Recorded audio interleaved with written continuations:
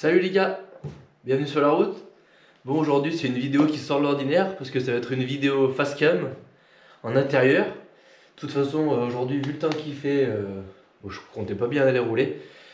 Donc en fait, c'est suite à un commentaire, enfin, plusieurs commentaires, où on me pose la question de ce que j'utilise comme setup, comment je l'installe, si c'est possible de vous le faire voir. Bah écoutez les gars, j'ai trouvé que c'était une bonne idée.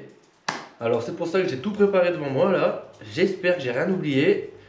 Et je vais vous faire voir un peu tout ce que j'utilise. Allez, c'est parti!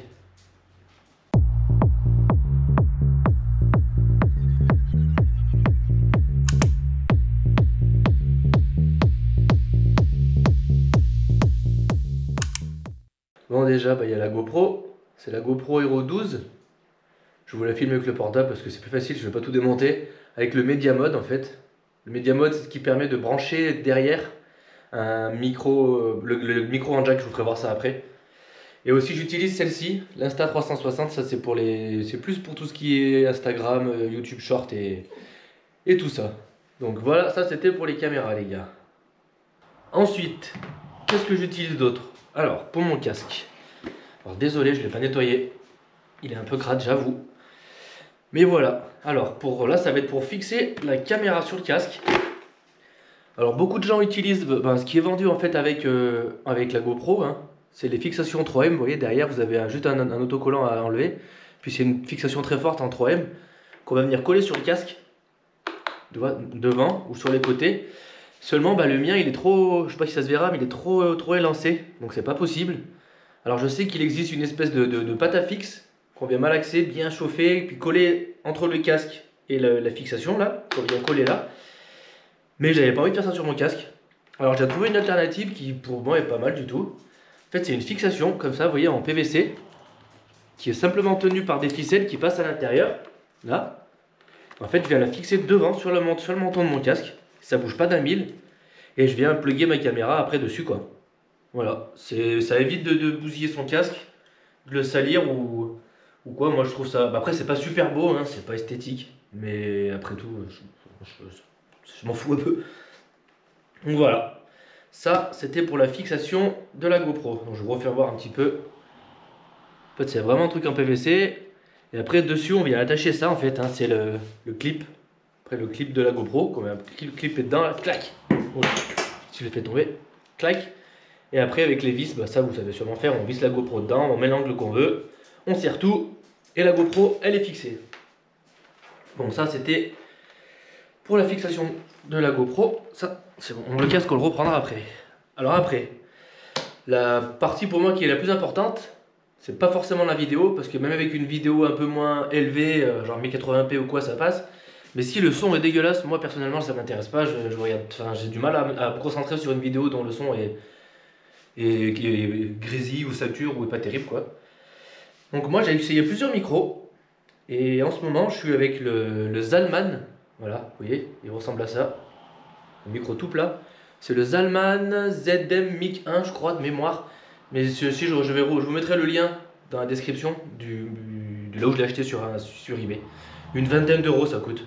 Ah oui, je vous ai pas dit, la fixation pour la mentonnière sur AliExpress, hein. J'ai dû payer ça entre 5 et 8 euros. Voilà. Alors le micro, c'est le Zalman ZM Mic 1. Voilà. Le voilà. Tac. Il est très bien. Honnêtement, vous l'avez peut-être vu dans mes vidéos. Il y en a pas mal qui me demandent ce que j'utilise comme micro parce que le son est bon. Voilà, c'est celui-là. Après, le seul inconvénient, c'est qu'il... En fait, regardez comme il est fait. Il n'y a rien qui dépasse, il est tout plat. C'est pour fixer une bonnette anti-vent, c'est pas toujours facile. Mais du coup, moi j'ai trouvé une parade.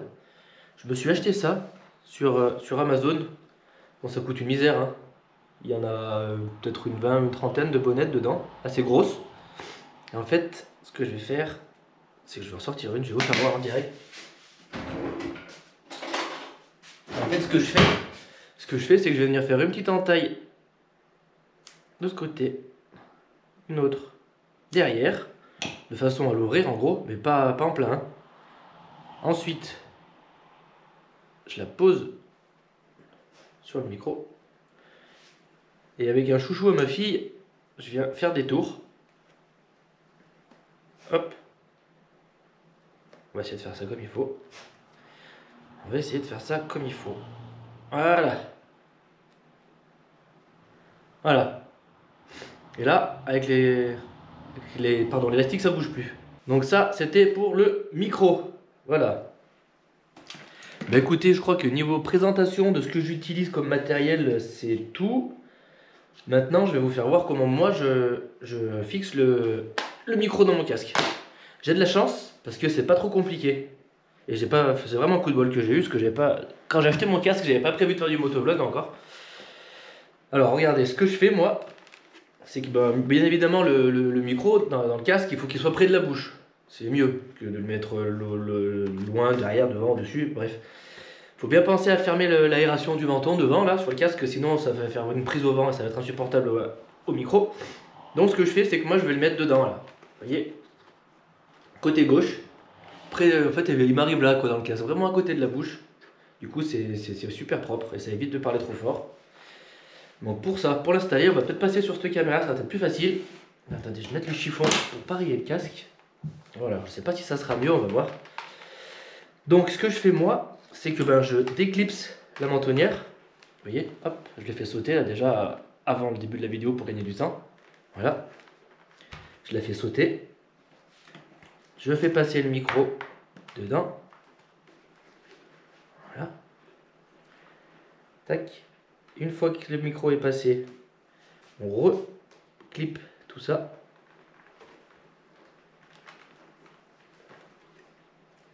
Évidemment, ça ne se passe jamais comme il faut. Ça, c'est la partie la plus pénible, c'est remettre. Voilà, il a clippé. Donc là, on a bien notre micro à l'intérieur. Vous voyez, bon là, il est très mal mis. Hein. Donc je vais le décaler l'endroit où je veux, c'est-à-dire à l'intérieur du casque, près de ma bouche. Voilà. Et lui, il a déclippé. Bon, ça c'était sûr que ça allait nous embêter, les gars.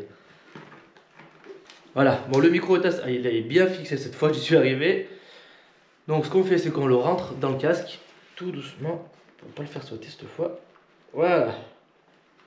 Là, il sera bien.